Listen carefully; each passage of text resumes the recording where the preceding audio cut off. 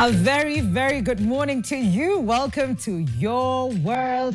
And this is Tuesday, so that means we are all matters relationship. I'm your host, Mikali, and today the conversation is about keeping secrets in relationships and marriages and all of that and the in-betweens of that, because what we're doing today is talking about one of the most delicate balancing acts when it comes to human relationships. You know, there's a fine line between secrecy, between privacy and deception.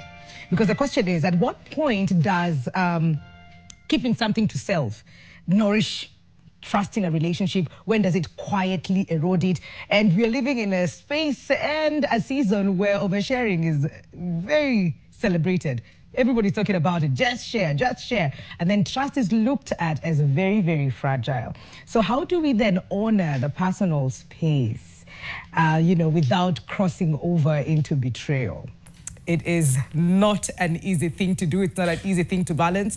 But we're looking to see and hear from you as well. And to help us have this conversation, we've put together a powerhouse panel, because easy conversation here, because it's very vibrant and it's very, very sensitive as well. We're here to learn, and allow me to introduce the panel today.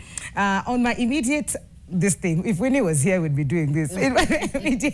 On my immediate left, we have marriage counselor and bishop at Jesus Lives Ministries, Grace Muthoni Dalizu. Welcome to the show. We have Silas Njagi, who's a marriage and family therapist and a relationship coach as well. Karibu. And next to Silas, we have Nancy Kabiru, who is a mental psychologist. Karibu.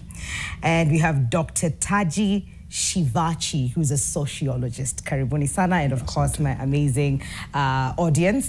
But before we even get to this conversation, we have a clip to play for you to just watch, as it's going to set the pace for this conversation as well. So, studio, let's go.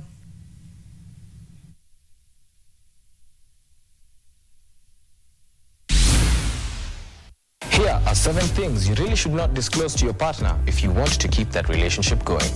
Of course, every relationship should be built on trust, but there's a limit to openness. Number 1, your sexual history. Number 2, your body count. Only your doctor or your gynecologist should have this information. Number 3, that you went through their stuff. There really is no good way to justify going through someone's stuff, and even if you didn't find what you were looking for, you come off as distrusting, and things could start going downhill from there. Number 4, that you still stalk their ex. Your boo or your babe does not need to know that you've been spending time on social media stalking their ex.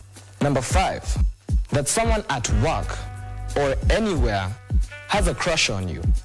What you don't want to do is put your partner in a position where they let their imagination run free with paranoia. Number 6, that you have a crush on someone else.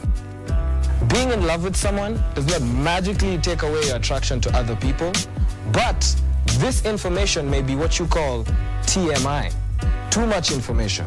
And number 7, that you don't like their parents. I'm not sure there's anyone who'd want to hear that their boyfriend doesn't like their mom. And I'm pretty sure there's no guy who would stand for it. The only time this may be okay is if you no longer value the relationship and are willing to let go of it. Yes, yes, yes. Pointers. Pointers right there. Some of them are valid if you ask me, but then again, it's not for me to tell you what is right and what is wrong. We have a panel for that. And again, karibuni sana. And I would like for us to start with the definitions of things, so that we all start at the same place. Secrecy, privacy, deception, betrayal. What are these words? What do they mean in the context of, you know, marriage or relationships? Tuneza anza on the farthest end, Daktari. Thank you. Thank you for having me. Karibu. My take is that the word secrecy is a bit too strong. Okay. It comes with some connotation of deception. Aha. I would rather we use undisclosed information. Okay. Because undisclosed information may be, you know, some of it may be good information that is not disclosed. Some of it may be information that is out there waiting to be disclosed. And some of it is information that if you ask, you can be told, but maybe somebody forgot to share that information. Okay. So undisclosed or information that has not been shared yet is broader and more comfortable. Instead of the word secrecy. Instead of the word secrecy. All right. Nancy, secrecy, privacy, deception, pick whichever one you want to fly with. I'll fly with privacy. Okay. Privacy is a practice that we all need to have, because I could share information about myself to you as a friend, and it's meant for you to keep to yourself, not to tell the world, because I was confiding in you. Privacy is a practice we have in therapy. When a client comes and they lay out what they are going through and their challenges, and we analyze, psychoanalyze the personality, you keep that to yourself as you support the client. So even in marriage or in relationship, there are things that are meant to be private, right? Yes. Shared between a partner or a spouse. And there are things that, yes, we will need to involve maybe the children or parents. So privacy is a tool, in this case, that we can use in whichever category you'd prefer to use, but very vital. Okay, Yeah. okay, okay. We've had secrecy, strong word. The word we'd rather use is not disclosed yet. Not asked about. We've had privacy, it being as a tool and important in a relationship. Silas, what's your take on this big words we're using today? Thank you so much. I think I'll take on secrecy. Okay. And secrecy is simply withholding information, or maybe keeping something away from somebody who you live closely with. And to me, secrecy is an enemy of intimacy. Okay. Because it destroys the trust. When you talk about secrecy, it is something that the other partner is supposed to be knowing, but then by mere hiding it from that person, it now breaks the trust and brings elements of miscommunication and so many challenges in a relationship. Okay, Yeah. okay. Bishop Grace?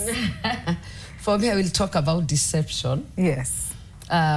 When you have information that should have been spoken before, shared, and you deliberately choose to keep it away from the other person in a relationship, let's say dating, in marriage, then what you're doing, you're practicing deception. Okay. And which in the long run could ruin the relationship that is there. Because should what you have been keeping from the other person and yet is not classified, because there is what you can keep and the person realizes even when they hear about it, it was not meant to be shared because of the consequences it would have on the relationship. Like for instance, the history, what has just been mentioned, your sexual relationship should be kept secret, and therefore that is not deception. But the moment you have a child and you are getting into dating and then subsequently marriage, and you keep that information from your partner, then that is deception. And it will be treated as very, very negative in a relationship, whichever marriage or dating, because that is information that should have been shared from the start. Okay. Yes. So we've seen betrayal, we've seen deception, talked about secrecy, and we've talked about privacy. So the question would be, at what point does my personal privacy then inapita hizo vitu zote? Because one thing we all agree on, whether it's privacy or secrecy, there's a withholding of information. Yeah.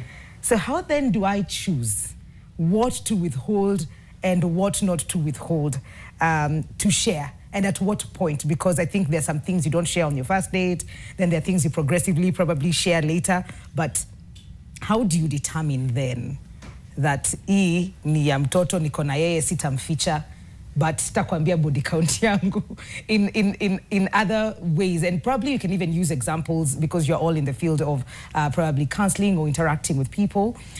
What are some of those instances that probably when we think about it, just like, okay, now that's privacy and that's okay, and how do I determine it for myself? We can start with you, Nancy. Well, interesting. I'd base it on the level of the relationship and also the values you're passing on to this person. Because all relationships, they begin from a very surface level. Then you go digging deeper as you begin to gain trust, and as there is dependability,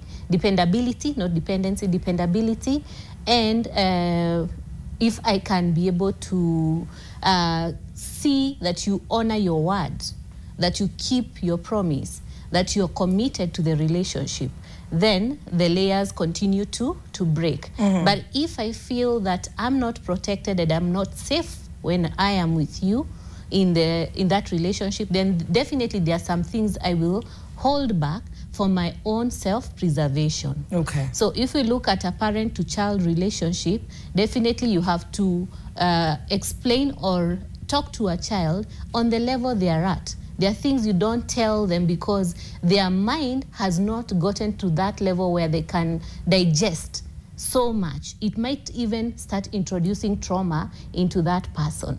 Okay? Okay. And so the same goes also in a relationship. This is an intimate relationship. But if you're looking at a work relationship, you have to keep your private life private and work life work. But when you go to a marriage or intimacy, there are things that will spill over. Your experiences at work will be things that spill over because they make your day, they make your mood, they make how you interact and how you present yourself to that person. Okay? Okay. Yes. All right. Silas, you mentioned something interesting. I think the first statement you made, ilikuwa hakuna siri, no secrets. What does that mean, though? Allow me to say that my line of duty is I'm a church worker. I'm a church leader. Okay. And so my perspective may be Christian-based. It's okay. Yeah, so when you talk about secrecy, yes, we see it as an enemy of intimacy or in any relationship. Yeah, because we begin from a point of when two people come together, even before they get married, before they now start settling together, there are some things that they have agreed on, and they are supposed to like be naked before each other. So there's nothing that is supposed to be hidden between them. So anytime something arises, and then they have to ask themselves like, where did this begin from? And maybe like starting to ask themselves like, why was I not given this information before? Then it becomes now, the beginning of chaos. So when you talk about secrecy, we are talking of like a time bomb that can really bring down a family. It can bring down even like an entire family because of the break of trust. Okay. Yeah. So to me, that's how secrecy is serious in terms of our relationships. Yeah, not only for the married people, but even those who are beginning to get to marry. All right. Yeah. So with the video that we watched today, and all the things we were told not to say, okay, would you highly recommend that we go ahead and do those things that we were told not to do in that video? In the spirit of being open. Okay. One of the things that I picked, I will not talk about the body count, but one of the things that I picked is about the phones. Yes. And I'm in a field whereby when you talk about phones, it has become a serious problem in marriages. Yeah. Yeah, marriages have come down because of phones, like just a mere message. Somebody sees a message and then it brings all manner of problems. So if I pick on the issue of phone now, the messages and all that as an issue, then it's such a big issue. It is? Yeah. Okay. I'd like to probably just poke kidogo on the sociology aspect of things. When we look at the norms and how we've grown up and the culture around privacy and, secrecy, as human beings, what does the different cultures say about this? Okay, thank you. From the context of cultural anthropology. Yes. Looking back, in our African communities, marriage was community-centered. Okay. The entire purpose of marriage and family was to propagate the lineage. And for that reason, there was undisclosed information that was meant to protect the community, to protect the entire family, to protect the entire lineage. For instance, issues of fertility. If after many years of staying together, the wife is not conceiving, then they will devise a strategy to send the man away. And then they will find a way to help the lady to conceive. Okay? Now, this is being done to protect the family, to protect the lineage, so that a child is born in that marriage. It would then be wrong to disclose such information, maybe even to the husband, to tell the husband, this child, when you went away, you remember when you went away, this is what was happening. So that is undisclosed information that is protecting the family. But then in the westernized context, we have seen a transformation whereby marriage is not a community thing. Marriage is for the two individuals in it, and it's personal, and people are in it for personal happiness.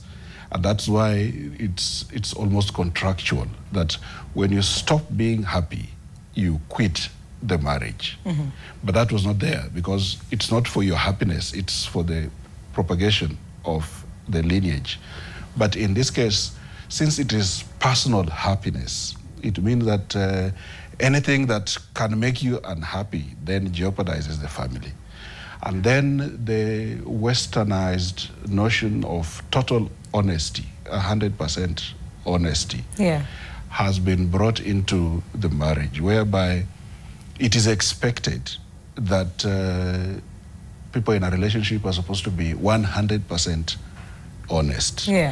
But then this is being imposed within a cultural background of community-centered marriage, where some information may not be disclosed for good reasons, like they mentioned body count, and that is information that cannot be disclosed or should not be disclosed for good reason. And moreover, still within the cultural context, you find that in African traditional communities, there were male spaces and female spaces. So there was some information that was within the female spaces, where the woman will share this information with her friends and so on. There's information that was within male spaces that will be shared between men. And then there's information that is out there. And then the arena for undisclosed information was quite small. But within the current situation, the arena for undisclosed information is really wide. You know? The phone is we all have it now. We are using it for all kinds of things. Yes, it's being used for all kinds of things. And the distance, and the fact that people are engaged in activities away from each other, all these create opportunities for a lot of undisclosed information. That is so true. And I also love that you talked about deception, and I'm going to come back to you. I have a follow-up question on that. But we talked about deception earlier. You picked deception specifically. And sometimes we have gotten to a state where we do not look at it as deception. We just like, it's like a way of life, you know, like as kama ujui haitakuumiza, you know. And being in a space where you mentor a lot of people, you talk to a lot of families, those are some of those things that probably we do in these spaces. We've normalized it, being like asipojua tu tuko sawa. But at the end of the day, like Silas said, if it comes to the light, then it doesn't just break you, it breaks everybody else who's involved in that, because families are also involved. I want to speak about deception as infidelity. In a wider scope. In this sense that if you're in a relationship, as Silas has said, from the Christian perspective, you should be open with one another. Share everything in that relationship that you have begun. And as you continue, you develop, you grow into sharing, and maybe deeper things are shared. But there are things that I consider inconsequential in this sense, in the broader spectrum of things. There are things you don't need to share, because if you shared, the way the person looked at you before changes. Mm-hmm. And I want to say something with an example. There's a lady who met somebody who was interested in them. Mm-hmm. And in their first date, she shared the way she was raped. Very unfortunate, but she shared she was raped by several men. Yeah. And the friend that had come accompanied this man to meet this lady. Mm-hmm. When the lady stepped out, the man said, I have to go. And this one said, you have just come, we have just ordered food. He said, I cannot be with a woman that has slept with this number of people. Oh, no. So I feel there is information that will be considered as deception, and which is very wrong and can ruin the entire relationship. But there is information that is inconsequential in the broader spectrum of things. Like, for example, what has happened to you personally, your history of sexual partners, your exes, they are not important in the relationship. You can keep those ones to yourself, never refer to them, because once you refer to them, it makes the other person, because comparison steals joy in a relationship and could kill it. So what I'm trying to say is this: there is information we carry that we can share when we meet, and you know, on that platform, share everything. Do you have a child? No. Were you ever married? Or, you know, all those things. But don't go into the nitty-gritty. Oh, this is what happened. I love this man. I love this woman. Oh, I loved her body. I loved the way she looked. All those things at the beginning of a relationship, and even as you progress into marriage, those are things never. That is a no-no area to go.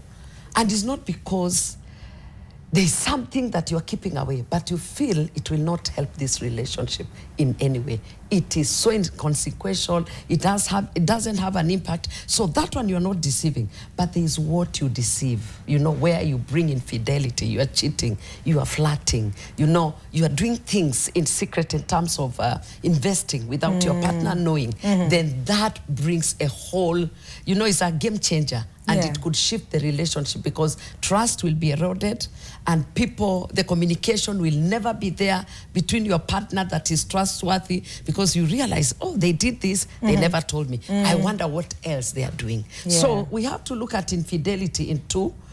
One is not really infidelity. That is what our sociologist has said. There is information that you don't disclose, and yet it is there. Because it's not necessary for this relationship. You can keep it as long as you want. But if it is to do with your medical, and you feel it will affect the person in any way, you know, whatever disease, whether it's diabetes, you are this or that, you have to bring it to the table. Absolutely. Then a decision will be made. Great. There's a line that is used mostly when someone has cheated in a relationship, and they say, as long as they do not know, inamumia wapi. So you continue doing your things, and we will come, because I have an audience. I don't know if it's intentional that they are all dudes. I want to find out what they think about this, but we have a question today for you, and we're asking you, is it normal to keep secrets in dating and marriage? When do secrets protect, and when do they poison? Is it normal to keep secrets in dating and marriage? When do secrets protect, and when do they poison? NTV Kenya is our social media handle on all our social media platforms. Please engage with us. We're taking a very short commercial break. We'll be right back.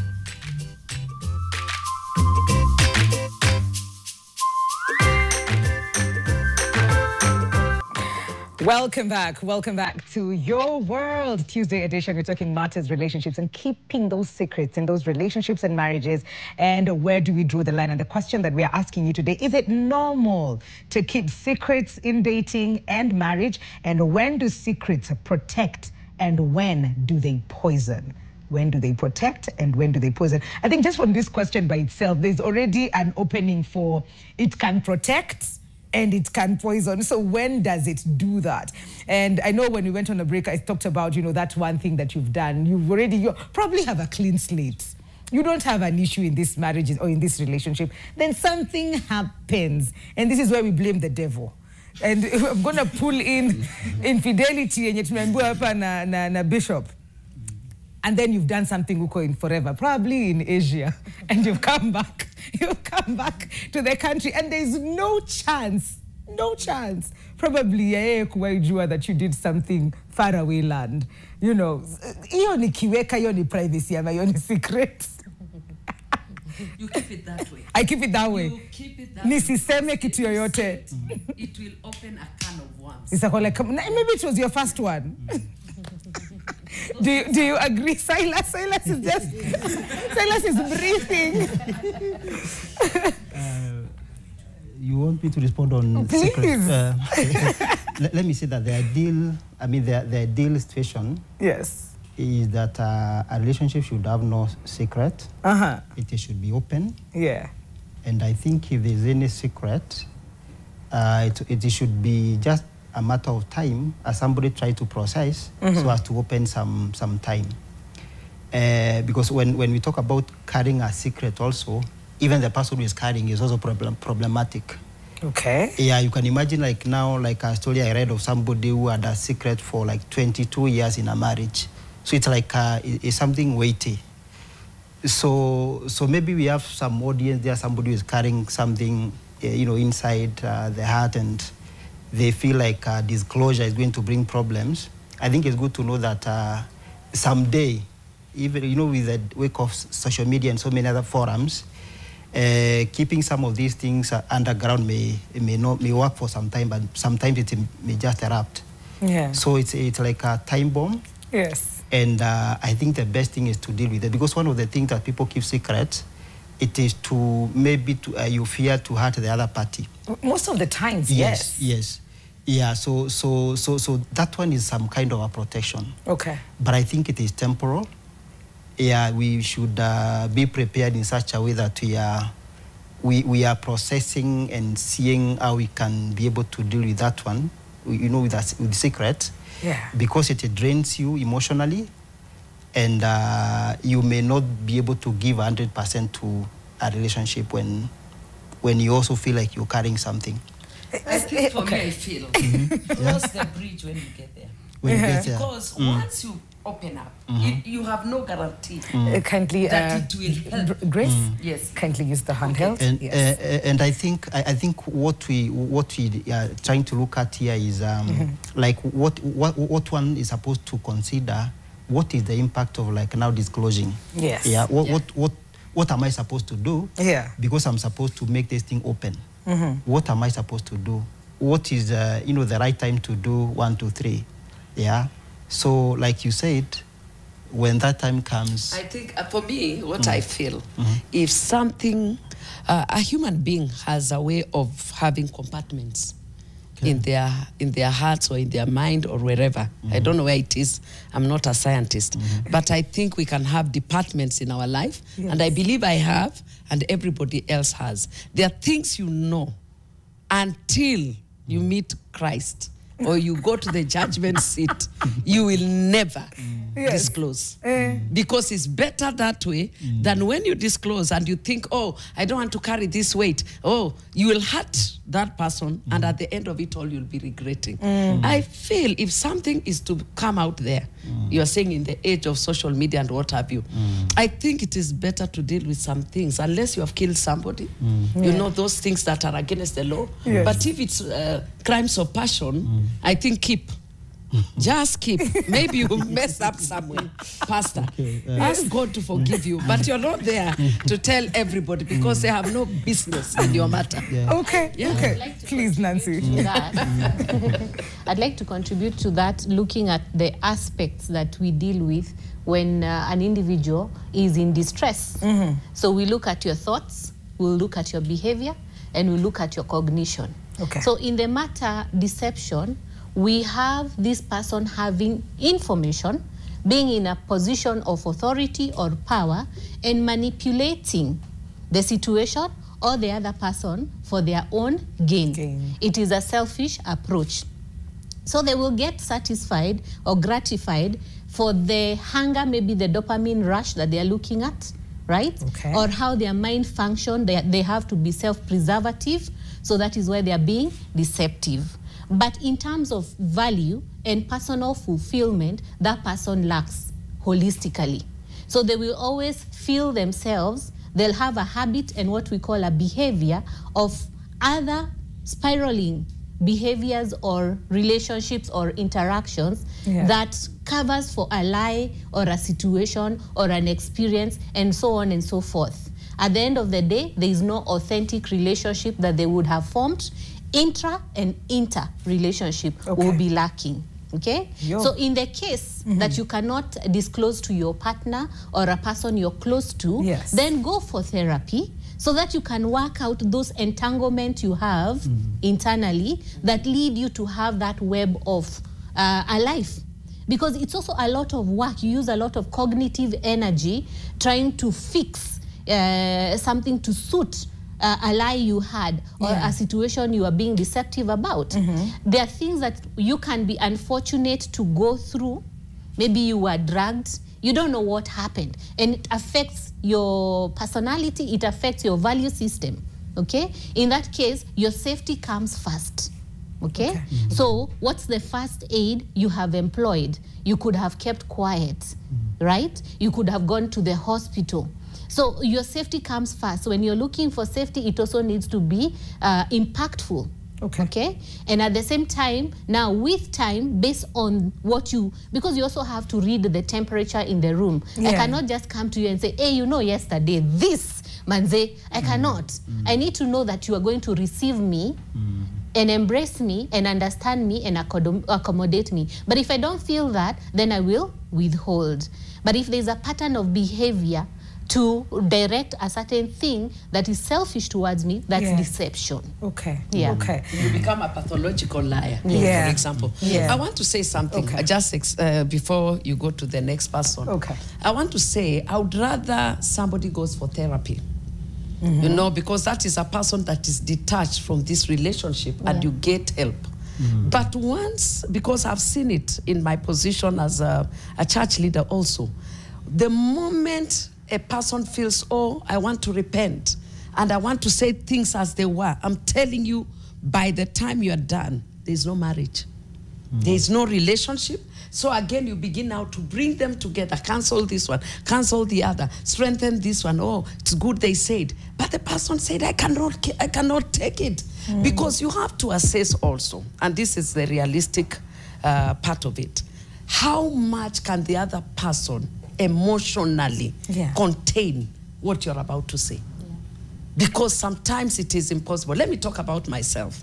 I'm one person that cannot take so much, even if you're confessing. I would rather not know and deal with that not knowing, as long as it doesn't harm me, than you telling me something, because immediately I begin to judge. And that is the way the human nature is. But what I was trying to say, if it is something that is impacting others negatively, maybe you killed, maybe you did things, you know, and when I talk about killing, maybe in your early days you did an abortion, I don't think you need to talk about it. I know it's traumatizing you. Maybe you can go to a therapist. That's the best you can do. But talking to a man that wants to marry you, then that may break all the values that he had towards you and the trust that he had towards you, or the kind of person he was looking, you know, the person he thought he knew you to be. Therefore, I think let's learn to have some secrecy, whereby, you know, this is safe for me to have, and I can deal with it. Human beings can deal with so much, unless it's becoming now detrimental in terms of your psychology, the way you feel, the way you carry yourself, then go to a therapy or look for a trusted person that is not connected to a love affair. Because once you speak to the other person, I've seen it, it breaks the fabric, everybody. It breaks everything. You can only tell somebody, maybe I've invested. That is the best they can take. Or I bought you a car. Or I bought some land I did not want to tell you. I wanted to surprise you. That can be taken. But infidelity is very rare. Because for a man, for instance, let me finish with this. If a man realizes that the wife has been cheating, Okay. one thing they do, they will never look at that person the same. That's true. Because in their hearts they go, in their mind they go, my property has already been misused, it has already been ruined, it has been misused by another person. If it is a lady, the first thing they think is that this man loves the other person more than me, and immediately their self-esteem goes down. Yeah. So there are things I think they are better dealt with like that, and then probably when you get there, you cross the bridge, because that time then you are ready for any eventuality. All right.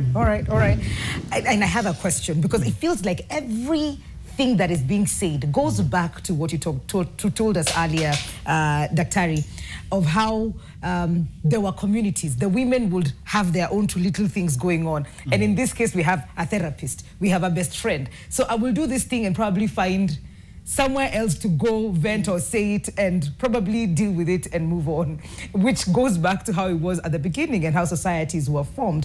But on that note, I'd like to just open up the floor to any questions. To our panelists, Powerhouse, they're here to answer all of them. So we'll start with you.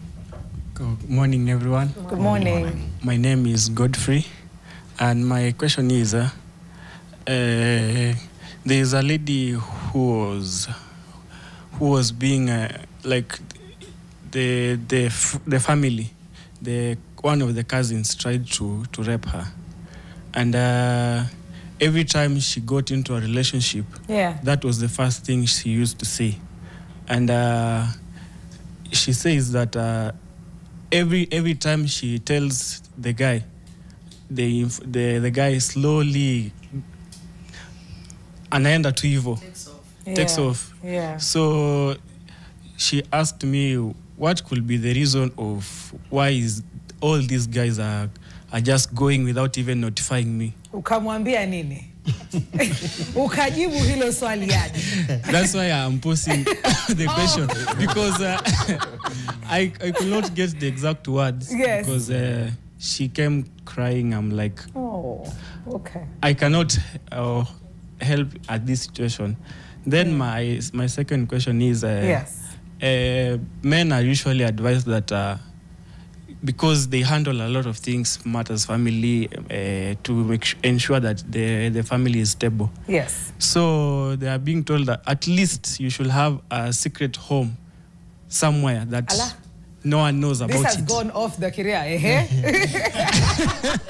So in a relationship, when the wife comes to realize that there was another family, not a family, but a secret home of the man where he usually goes and like reflect just call it a happy place. Yeah. So does that come to when the wife realizes that this money, when he's not at home, is somewhere else? Can that bring a certain notion to the wife that there's something is happening at the other house? My panelists. Many times that is known when a man is already dead. So you have nobody.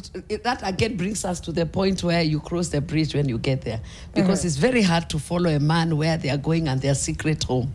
So that happens. Yeah. Okay. I think for the first one, yes. If somebody has taken off because of something that happened to the partner, I think in the first place they are not supposed to be together. Because I'm asking myself, in the event that maybe they get married and maybe something happens and then there's rape, would this man still stick? So I think that person was not supposed to be there in the first place. Okay. Because if he cannot be able to stand with her even before they get married, what other things is he going to run away from? And I think one of the things that we do in premarital counseling, which is very important, is that we help people walk through the journey of courtship and all that. So when some of these things emerge, people are able to, to know how to deal with them. When people are dealing with things and maybe they have no accountability partner, sometimes things erupt and they are not able to manage them. Okay. So it's very important how some of these things are managed. Because we are talking of two people who meet and they are from different worlds and so many dynamics. Yeah. So the presence of a therapist is able to guide them and also to manage some of those things. Okay. Thank Okay. you. Daktari, your reaction to nimesikia nyumba nyingine, secrets. Okay. First, I will say wisdom Yeah. is the ability to know what to say, when to say it, how to say it, and to whom to say it. And secondly, relationship, there's a distinction between a relationship and a medical relationship. Yes. The relationship between a doctor and a patient, and the relationship between lovers. In a doctor-patient relationship, you have to disclose everything. You have to give your full medical history and then most likely get naked the first time that encounter happens. Yeah. But in a love affair, it is gradual and it requires wisdom. You don't just meet somebody and give your full medical history. By the way, I have this, the other day I did that, and when I was young, I did that. I did that, yeah. That will scare away everyone. Yeah. It's supposed to be gradual. Okay. And as you get to know this person. Yes. And like she said, like Bishop said, when you are disclosing, I still move away from the word secrecy. You know, a secret is something you are hiding, maybe keeping under your bed, you know, and that way it becomes a burden to you. Yes. If you are going out of your way to hide it. Yeah. But this is just undisclosed information. And regarding disclosure of information, yes, you must know the person you're disclosing it to, and how they will react, how they will take this information that you are giving, their character. For instance, there are many stories about wives who have millions in their bank accounts, and the family is surviving on skuma. Well, and then from your reaction, anyway. I'm also reacting because we need to go on a quick break to use those millions, to get those millions by paying our bills, but we'll come back and pick it up from there. And the question we're asking you today is it normal to keep secrets in dating? Secrets such as our finances or not? Is it normal to keep secrets in dating and marriage? When do secrets protect and when do they poison? And we're definitely opening up our lines when we come back from the break, and also reading your a lot of feedback on Facebook as well. So don't go too far. We'll be right back.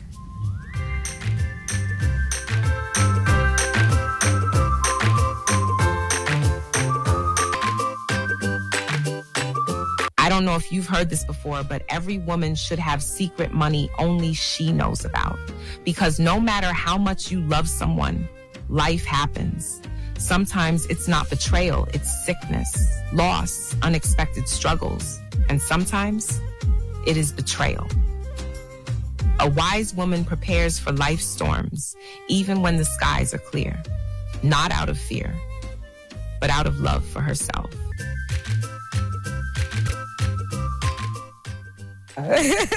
Were you in collaboration?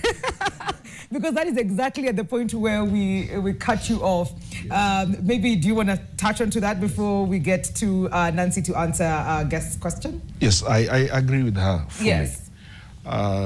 Especially given the context in which marriage occurs. Yeah. The cultural context. Yes. There are many cases of widows who are harassed or adulumiwa upon the death of the husband. Yeah.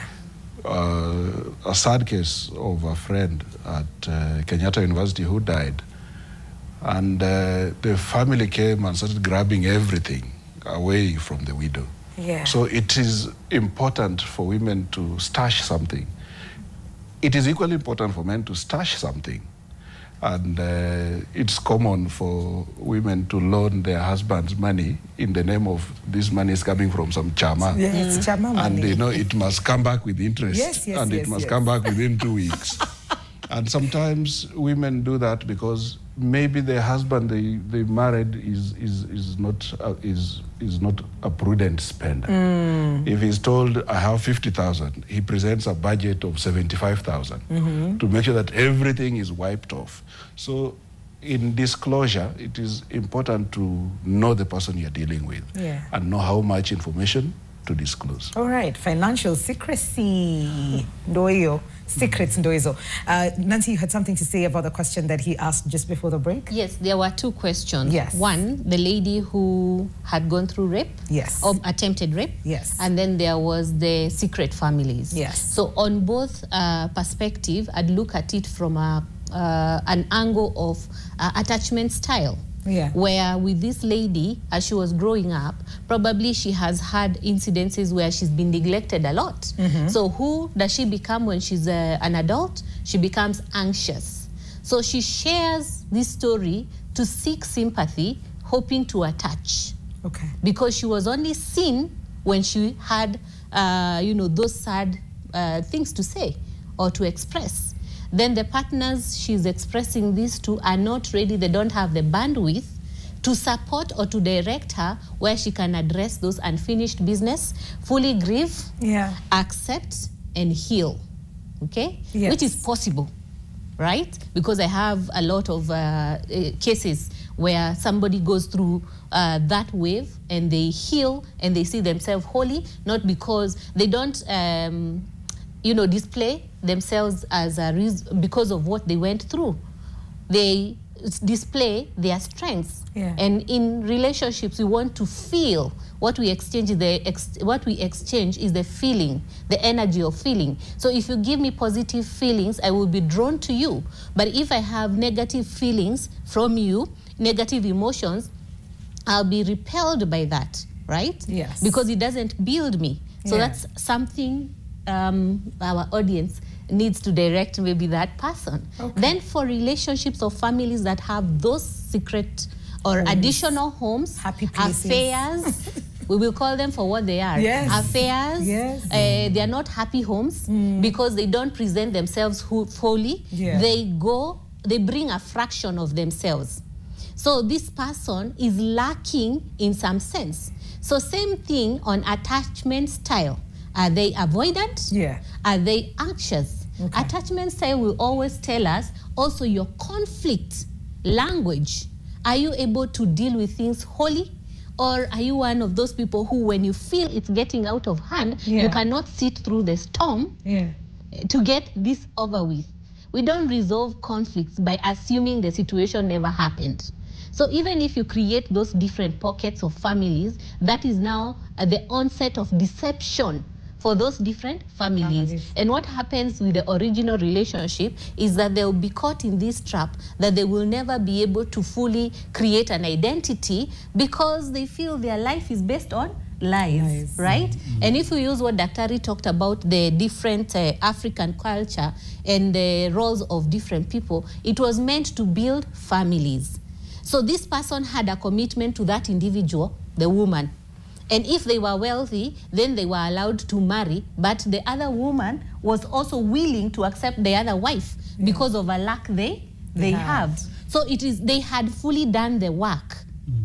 So they did not feel cheated or forced that the other person was brought into this relationship. And if the child never happened, the man was aware that maybe there's something with me, but because I need to continue having my standing in this society, I'm being supported.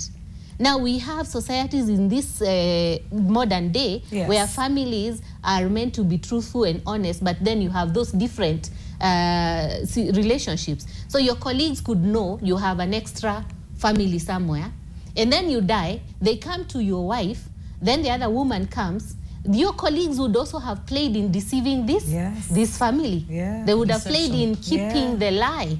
You get? And you're left in that shock and trauma to have to deal and resolve. When you can be with somebody who is deceitful, they are equally capable of killing you because what they are doing, they are suppressing your emotions. They are insulting your intelligence. You get? Your reasoning. The day you find out that you have been caught in this play, what happens? You don't blame that person. Everyone goes into self-blame. You start looking at yourself and asking, what am I lacking? Why was I not enough? How comes I lost face? And if the person is alive and they tell you, I did this because you have no capacity, trust me, at that time, they don't value you. right? Yeah. And I'll tie that now to the money question. Yes. When you don't feel valued, you don't build projects together. You will have your own separate project.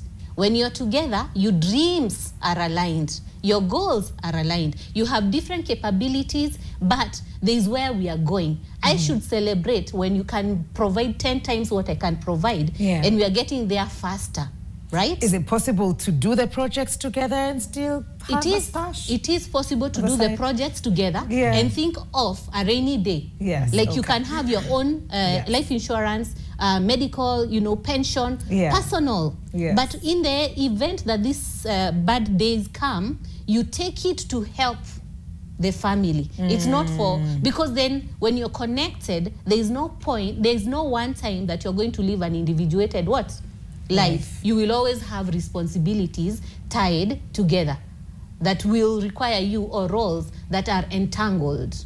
But you cannot separate and say, I am not. The time you find yourself doing that, then there's a miss in that relationship. And the relationship is not fixable when both partners are not willing to put in the work with equal measure. You might want, if the other person is not accepting, then it's not possible to get to that level. You can accommodate, you can become intelligent and go through the storm. And that is where now you find people saying, for my own survival, for that rainy day, because I'm being wise, I'm there now putting this. And for men then, they're having that extra shoulder to lean on, to cry on, because there was no investment in this thing we call a relationship. And I'm not saying that all relationships are a clean slate. But it is a pointer that when there are holes, we need to address those holes. And if you can't be able to address them, then look at how are you securing yourself and how are you gaining, how are you getting the most gain. It needs to make you happy.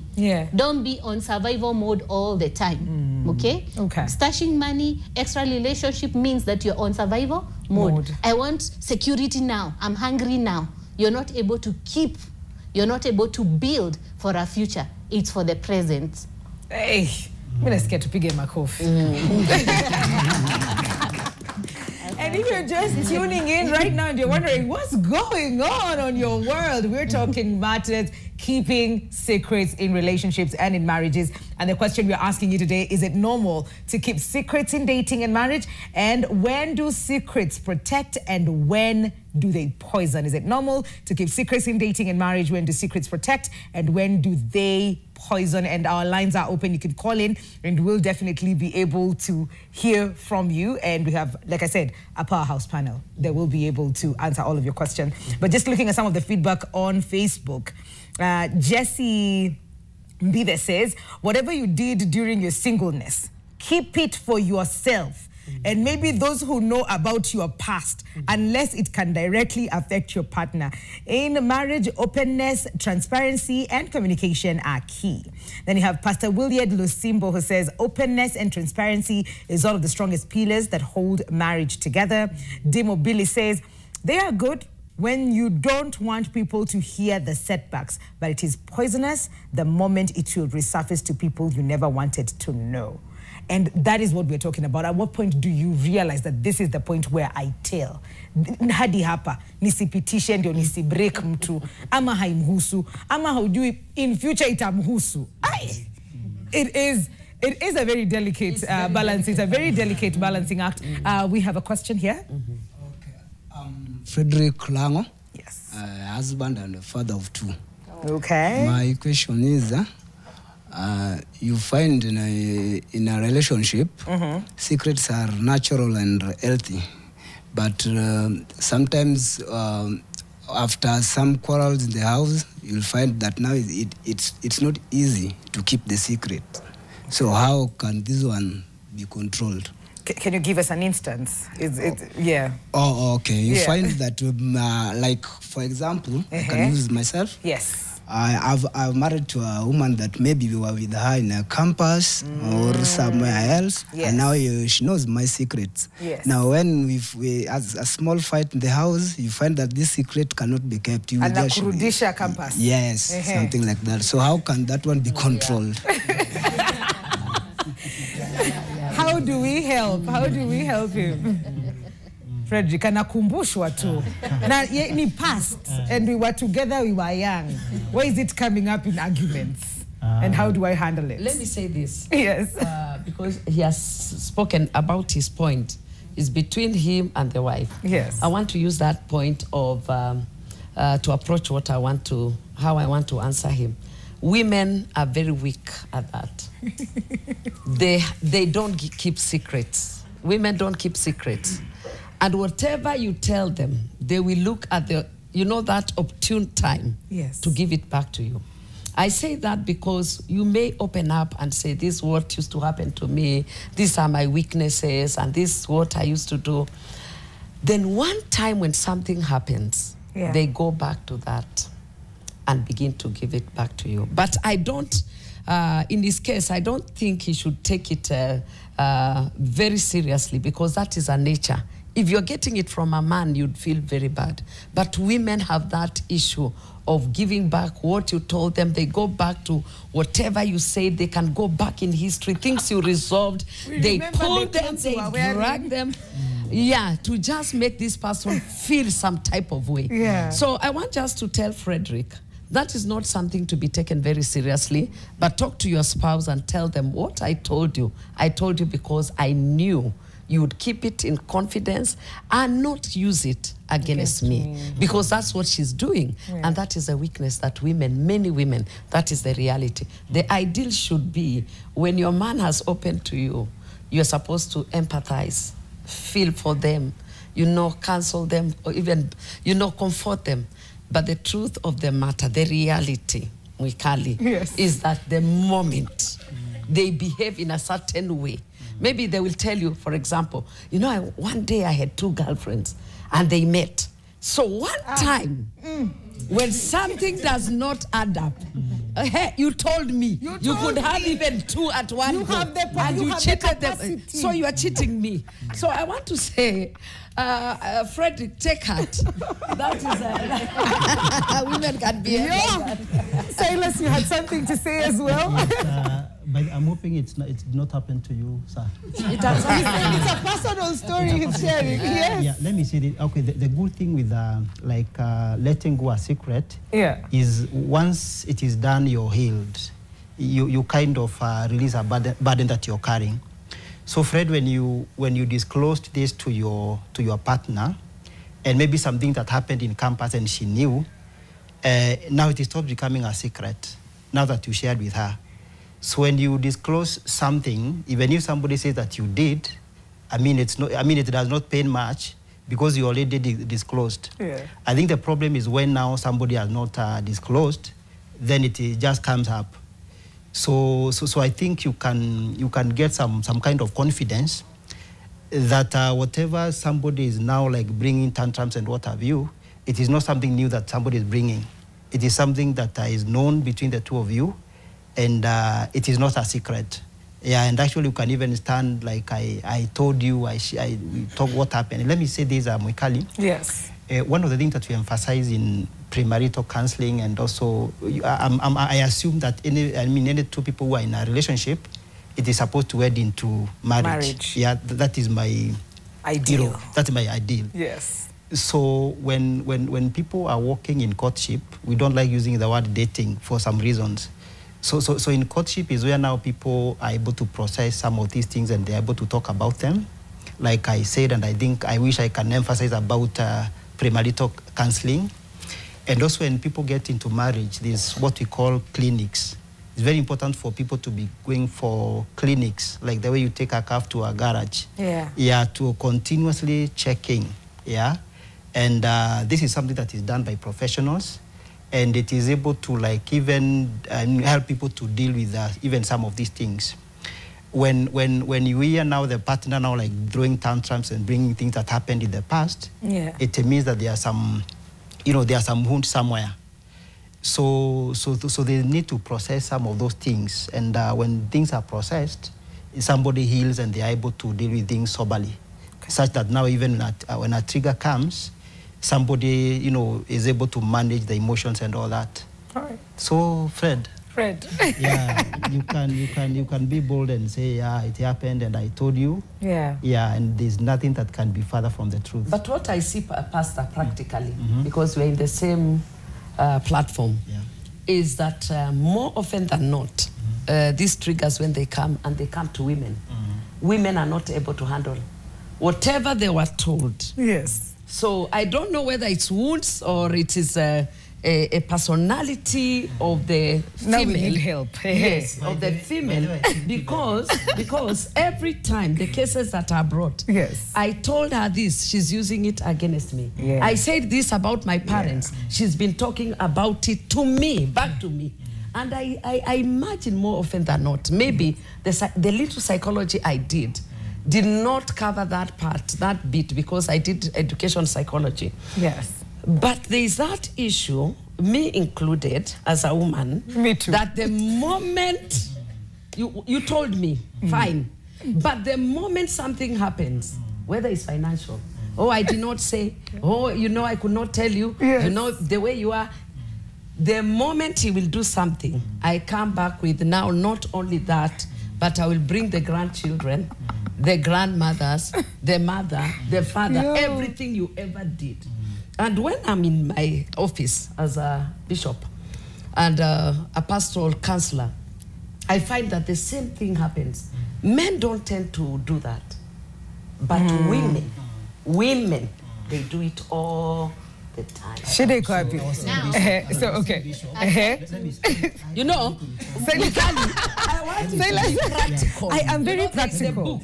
There is the book, yeah? Yes. But there is what happens. Yes. You know what happens? It's rare for a man to remind the wife what they did. Once you tell them something, men tend to digest, they keep it, and you know, maybe use it to help you. But women, I'll say this. Okay. So who goes first? You can say, and then I come back. Okay, good. Yes, Silas. I'm just saying, I actually like the way women respond. Yeah. So Fred, the way your partner is responding, allow us to use, I mean, we are just assuming it is her. Yes. Yeah. So the way they are responding, yes, I think it is the way things should be. Men are worse because they are not even reactive. But things are burning inside. And now for the lady now to throw tantrums and become mad, this man has showed him a lot. This is what we call stonewalling, whereby now the lady has issues and you're giving like a cold treatment. You are not responding. You're not responding. Correct. And that's why I think I like now the way now the lady is coming and bringing all those things. For the man, it is worse. Okay. I mean, he has caused the lady enough stuff. Sometimes you only see the loud person, yes, but you don't see now this quiet person. Yes. Nancy, you're banning.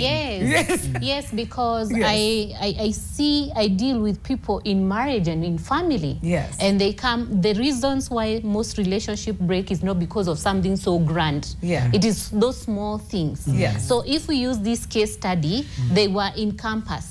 What was their developmental stage when they were in campus? Probably under 24 years. So even their prefrontal cortex was not fully developed. So their reasoning was not. They were still exploring. They were still in the late stage of adolescent, creating an identity and gaining an identity. The reason why I go there is because if you don't have information, you will always be struck and you'll develop cold feet. But when you're informed, you can be able to approach your partner or even put a stop to a behavior that is continuous and is harmful to you. Yes. So the brain was not fully formed. This person was exploring. They were trying to gain a standing or an understanding for themselves.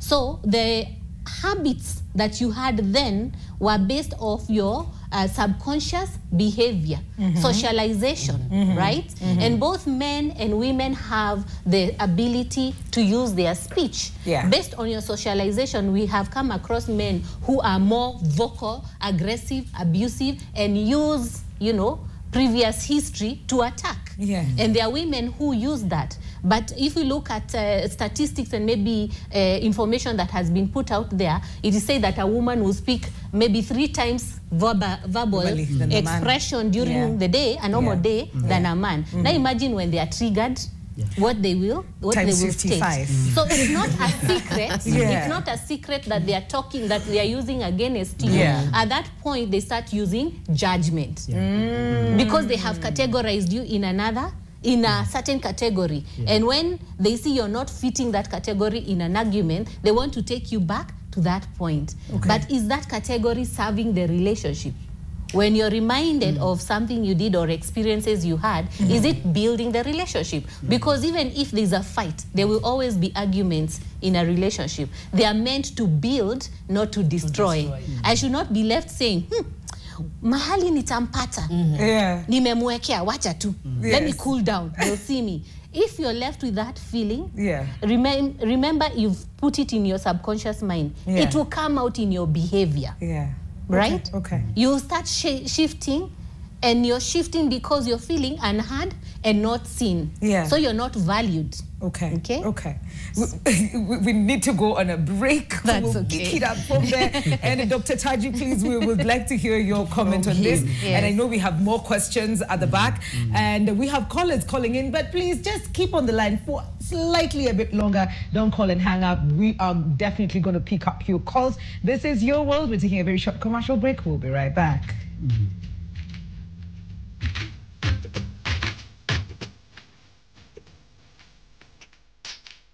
Okay.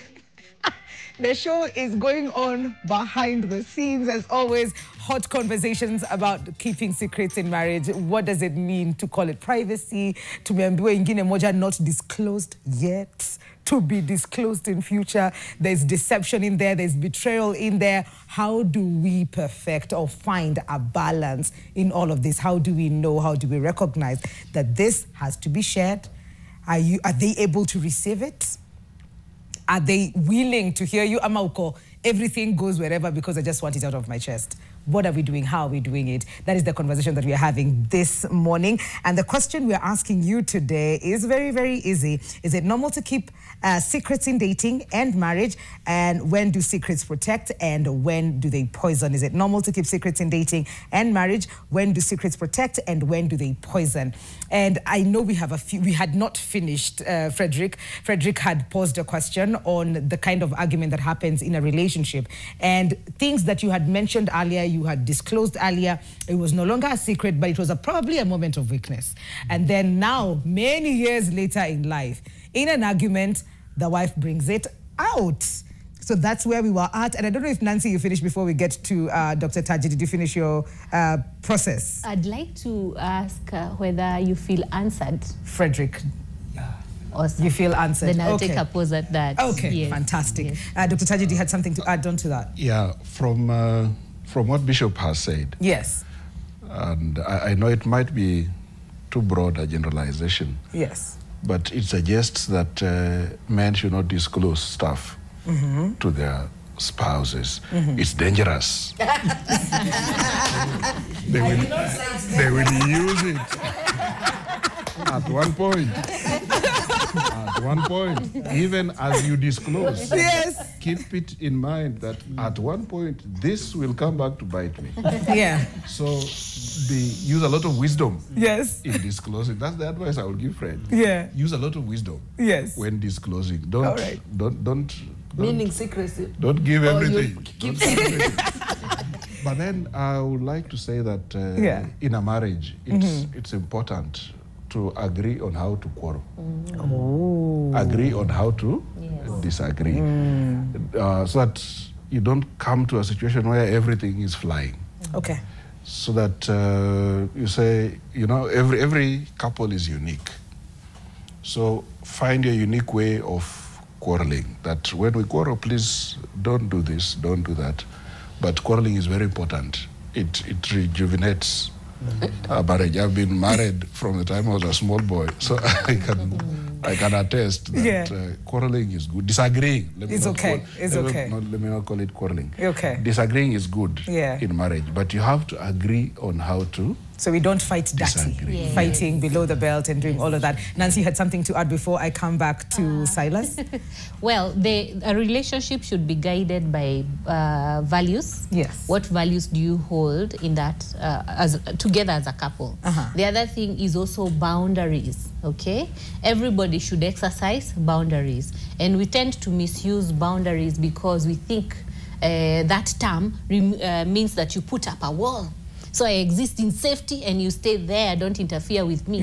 No, boundaries is stating and being very clear and acting the way you want to be treated. Okay. So boundaries can be emotional, cognitive, financial, spiritual, material, time, intimacy, personal space. Okay. Okay. All right. So all those play at different roles. Okay. There are those that are meant to be rigid. There are those that are meant to be flexible. Right. And there are those that are meant to be porous. Okay. Yeah. Like intellect, we don't think the same way. A lot of times, women have a higher EQ, emotional quotient, than IQ. Right? Not that we don't reason. Right? But when it comes to cognitive reasoning, we find that in practical terms, men will use cognitive reasoning, which is useful for factual matters. Yes. Right? Yes. Emotional reasoning is useful for connecting and building and growing. It takes you far. Yes. Cognitive reasoning will give you a solution for now. Right? Yes. There's a problem, we are solving now. Yes. For a woman or the person with EQ, they are thinking, how are we fixing us today so that we can move forward? So even when it comes to strategy, you will require EQ. Okay? All right. In a relationship, when you're beginning, you're using social quotient, our interaction with each other. So then, when we're looking at boundaries, if it is intellect, we think differently. Are you building me because you reason quickly and now, right? Am I building you by applying a little bit of patience and teaching you to be patient with me? Because I don't get there as quick as you do. You know, all these are an interplay. And if you have the information and your partner does not, look for ways to get that person to gain the knowledge. You don't have to take them somewhere to sit, send them content on social media, buy them a book, you know, take them for seminars or whatever engagements exist that can build that relationship. The same way you invest with work to gain a skill, you require to invest in that relationship with the same seriousness. That's true. Yes. That is absolutely true. There's a video that played earlier about, you know, women and them putting money on the side, and the seller is like, you did not give me a chance. I had things to say about that particular one. I think, allow me to talk about, it was about secret money. Secret money, yes. And one of the issues that we handle in premarital counseling is finances. Yes. And it's quite a big issue in marriage and also relationships. And so one of the things that we're very clear, of course we don't tell people what to do, we don't set rules, but we kind of like collaboratively work together to help people now, you know, begin their thing and agree on how they'll be handling things, including finances and communication and so many other things, including conflict resolution. Now, when you talk about finances, we really encourage people to, you know, to have like joint ownership, like this money belongs to us. This money belongs to us. When you hear somebody has some secret saving somewhere, it is speaking volumes about the relationship. When you get to a point whereby now you want to have your own property somewhere that is not known by your partner, it shows that the relationship is not healthy. So we try as much as possible to encourage people to do joint things, finances, property. Because some of these things bring a lot of problems, even like when people die, when there are disagreements and what have you. But when we have joint things, it becomes easier to navigate through all that thing. When somebody has some finances or some property somewhere that is secret, it shows some element of mistrust. And of course, I think number one killer of a relationship, whether marriage or maybe some courtship or just friendship, it is trust. So when trust is broken, we cannot call it a relationship until it is repaired. So I just felt I needed to respond on that. Okay. Yeah, okay. on secret money. Money. Good stuff. Thank you so much for that. Sorry. Yes. When you have secret money, what you are saying is that this ship can go down anytime. Yeah, one leg is already out. Yeah, and I think, I'm taking care of me. I don't think it's very good to go with that kind of notion in marriage.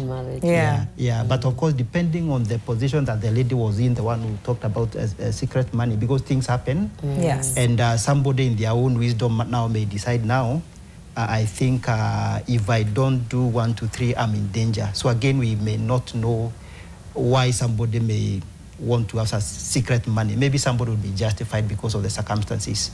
All right. Yeah, because this thing is not uniform. Dynamics are different. That's so true. Thank you. That is very true. Yes, Dr. Thank you. He has described the ideal. Okay. Okay. The dream situation. Yes. But the reality, mambo kwa ground. Yes. The reality is that marriage is contextual. Okay. Within a family and even within the marriage itself. Right. I know men who it is not safe for the woman to disclose financial details because they are reckless. Mm-hmm. And the same with some women.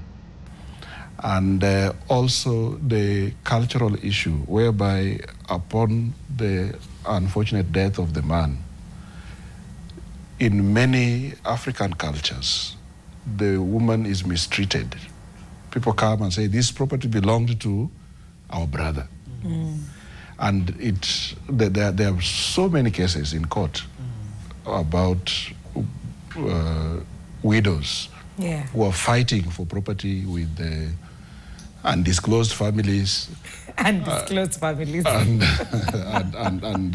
And relative brothers, sisters. Yeah. So it is safe. It's not really a question of mistrust, but it's just a matter of financial intelligence. Yes. You know, that it is safe to have a stash somewhere. That in case of anything, you are not saying things will go bad. You walk with an umbrella, not because it will rain. Not because it will rain, but it might rain. It might rain. You keep a saving, not because you will need the money. You might need the money. It is safe to have something tucked away for a rainy day. Okay. And the floor is open. I know you had a question. Yes. Hello. Hi. Kwa majina naitwa Dennis. Yeah, so my question goes to the panelist. Okay. This has happened to me, and I think let me just raise it up. So how will you help someone, for example, a man like me, or maybe a woman, who akiangalia familia yake kidogo, ikifika kwa mambo na dating, marriage, anaona itatetemesha that marriage ama that dating life, because apparently, you know, there are some of our parents who are not, like I'll say, like there are some of our parents that if you try to date another person from this, you when to disclose to niaje mom, niliona mrembo ameokoka, Yesu ni Bwana, you know, lazima ameokoka, anaomba yasa, so atakuuliza anatoka tribe gani? And get, so you find out that when you try to disclose such to them, at the ukimwambia mapema, they'll start wataanza kukupinga hapo. Okay. And then the other question is, you find out that, okay, maybe umepata mtu from another tribe or from the same tribe you are dating, but because of how they treated you, you tend to imagine. A good example is me. I have a problem with my family. Sijui nitasema hate, not hate. I'll say I dislike them because I have a lady who nimeanza kuona, but niko zile za huyu nikimwambia about familia yangu na how my family is, then niambie familia yangu niaje, ni mwana mtu nataka nimlete nyumbani. Nimlete nyumbani. And I know my country, my country people. Yeah. Kuna venye italeta hizo nini twaje mambo na ita break the trust, privacy yangu na kila kitu, to the point that I always say that I'll never disclose. I'll tell my girlfriend, yo niaje, yes, we are going to date, I'm going to marry on this date, this is the church. After that, I'm telling my family that week before marriage. Then wakitaka wakuje, wakitaka wasikuje, as long as I have people wenye watakuwa hapo for me as a witness, because we are told witnesses. Hatujambiwa ni nani kwa witnesses. As long as I have those witnesses, niolewe, my family, tuanze maisha pamoja, and I'll never wapeleka ushago. The only time they'll go to see my parents is when, okay, not my parents, my mom is kind of good. So my relatives. So when I take them to my relatives, nile to like say either there's a burial, or nile nye tumeingia asubuhi ushago, tunaonekana the following day jioni tumerudi, because you don't want hiyo interaction. Yeah, because wakijua saa zingine the lady akijua secret za familia yako, uta feel like you utaachwa hapa na then. So you're protecting your family from your other family. Yo, my panelists. Sijui tunaanzia pande gani? Yes, Daktari. Thank you. I think the young man is raising a very important issue. Very important. Because undisclosed information is not just between the people in partners. It involves the entire family. Yeah. That is parents, children, and vice versa, and what we call extended family. I don't know what we are extending, but somebody says that parenting begins when they hit teenage. That's when they start being independent-minded and so on. It's very important for parents to cultivate an environment where children feel safe to speak. In that case, they can disclose some of this information. We've had so many cases of young people committing suicide because they do not feel safe in the home. And sometimes when it happens, the parents are in shock because they have no idea about what was going on in the child's life. And it is worse in our current situation because the young people are exposed to a lot, unlike us when we were growing up. Today, the younger people are exposed to a lot of information, a lot of experiences, and they are sharing a lot of information. Yeah. There is a disconnect between the younger generation and the older generation. This older generation want to raise children the way they were raised. But the younger generation is rebelling away against that. Yeah. And unfortunately, the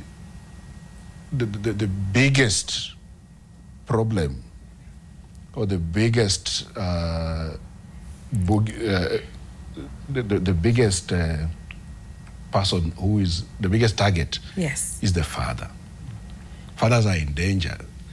The young man has said that my mother is kind of good. But the guy was not mentioned. The guy wasn't mentioned. Yeah. And it's difficult to be a father in this age and time. Sure. Because you are torn between being tough, you know, the way your father was, and being, you know, soft to your children. You're torn between creating an environment where people can speak out and controlling what can be said and what cannot be said. Yeah. You're torn between allowing the children to make decisions and helping them to make decisions. So it's a big issue that we need to start having a conversation about. So true. Yeah. That is true. Yes, Nancy? Right. I'd like to look at it from a family perspective. And in this case, there are clear signs that there is a bit of disconnect and a bit of dysfunctionality. Going to the root at this point, it's not possible to understand why does the family behave the way it does. The matter on the table is that the young man is feeling I'm at an age now, I'd like to begin my own family, right? Yes. So the tools I would lay for him is self-understanding, heal. What are those childhood wounds that you have as a person that make you rigid, and self-preservative, and shape the way you think, your perception, your judgment. Because some of the fears you have about your experiences, trust me, your partner is going to poke them, knowing or not knowing, out of life's experience. Yes. Once you've done the work on a personal level, the next layer is you and this person. How compatible are you? Because also remember, they are coming from another family that has expectations that our daughter needs to go to a family of this category, of this standard, of, who behave this way, of this standing in society. We have different standards that families have set as goals that children have to meet. And if you don't meet, then you don't feel like you're successful. As a person, within your abilities and within how you envision your life, what are your personal standards? Because be clear with them. Without clarity, then you will be living somebody else's dream and life. But when you have clarity, then you will feel happy and fulfilled when you meet one step at a time. So compatibility is another thing. Beyond physical needs, beyond emotional needs, are we able to grow? Do you see the bigger picture? Can I carry your dream? Can you carry my dream? Okay? So even if you have an unfortunate incident, maybe where you don't conceive, get a child, you would still be together, right? And when you're certain, not 100%, but a larger extent, you feel I'm safe with this person, then goes to introducing now. Maybe some friends might have known when you were courting, but to the larger society, your community, your church, right? The people who are your pillars in a sense. Family does not, the term family does not only define people you're born of. Family means where you feel safe. Okay? But we don't want to take the rights of a mother or a father, traditionally, what their roles in your life, because you're putting someone else there. When you're successful, independent, happy, your parent will not object to that. In fact, they'll be drawn, they'll be pulled, because they'll see you have broken a generational barrier that existed. You have created your own standing and success. That's why you find people who are wealthy or successful money-wise are praised more at home. They seem to be loved because they've made some milestone and they're changing some aspects of their family. So if you can gain a level of success, like strategize your life. Don't be in a hurry. Even if that person you feel like they mean a lot to me now. Don't end in that relationship within 6 months.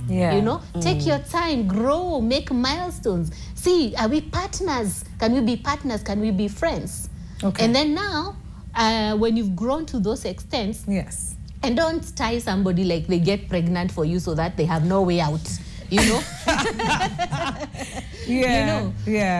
Once you've worked on that, then now introduce family. And this can be slowly and gently. Visit your mother, go with the basket, say we want to come to just check on you. Build a relationship. Build a relationship. And because we've got maybe a minute and a half before we come to the end of the show. I'd like to quickly find out from all of you, what is it then that we can do to ensure that we build communications, we sort of like create those porous, boundaries, or find a way, because do we lose the right to privacy just because I said I do? Does it all go out the window? What really happens and what can we do? Maybe everybody can take maybe 40 seconds before we close the show. And we can start from you, Dr. Thank you. I'll go back to wisdom. Know what to say. When to say it, how to say it, and to whom to say it. But in so doing, try to share as much as possible, because it's through sharing information that the other person will feel safe to also share. All right. Yes, Nancy? I'd say value system.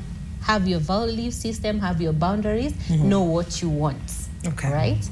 And when you have the three, then you can interplay different relationships at different levels, achieving what you're looking for, and also giving what is required in those different levels of relationships. Great. Silas? I am a crusader of premarital counseling. Yes. And I think if I was given an opportunity to draw policy, I would propose a bill whereby nobody should be allowed to marry before they have gone through premarital counseling and they have been given a certificate. Ooh. Even when you are doing it at the AG, it is so important, it cuts across, and it helps people build healthy relationships. Thank you. All right, that's quite something. Okay, for me, I want to say that I think when it comes to secrecy and all this deception and what have you, it depends on the personality of a person and the way they have been socialized right from the beginning. Because then they know what to say, what to do, and how to do it. And not everything should be put out there, even to your partner. You should know what you should keep away, because by large and far, it may destroy the relationship that you have built. So I call for maturity in a relationship, knowing what to say, what not to say, and also to ensure that you are open to a degree that will make the marriage stand. Absolutely. We started this conversation without knowing what direction to take. I personally, Nikoku balancing, don't know, I do not know, but I have figured something out. I need to be wise, know what I'm saying and to whom and if they're ready to receive it. I need to know self. What is my value system? Does it align with the different people that I am interacting with? If I am going to get into a relationship, counseling is key. So be sure to get into that. And most importantly, Jameni, as you walk this journey, be sure to know what it is that you're keeping and why you're keeping it to yourself. If it is going to damage that relationship, sijui umuone nani. Na pia ni important kuongelesha counselor. Kama huwezi ongelesha mtu mwingine about it, go release somewhere. Yeah, if it needs to be released, or probably get guidance on how to handle it. And if you need someone else in the vicinity of that as you're releasing those heavy informations, please go ahead and do that as well. It's been amazing. Thank you so much, Dr. Taji. Thank you, Nancy. Thank you, Silas. Thank you, Bishop Grace, and my amazing panel, Asante Sana Kwakuja. For all people who are viewing at home and you talk to us on social media, we thank you as well. Thank you for participating. We always look forward to that. Tomorrow, let's do this all over again. And being Wednesday, we're all about your health. As from me, Mikali, and the entire crew, on Your World, adios.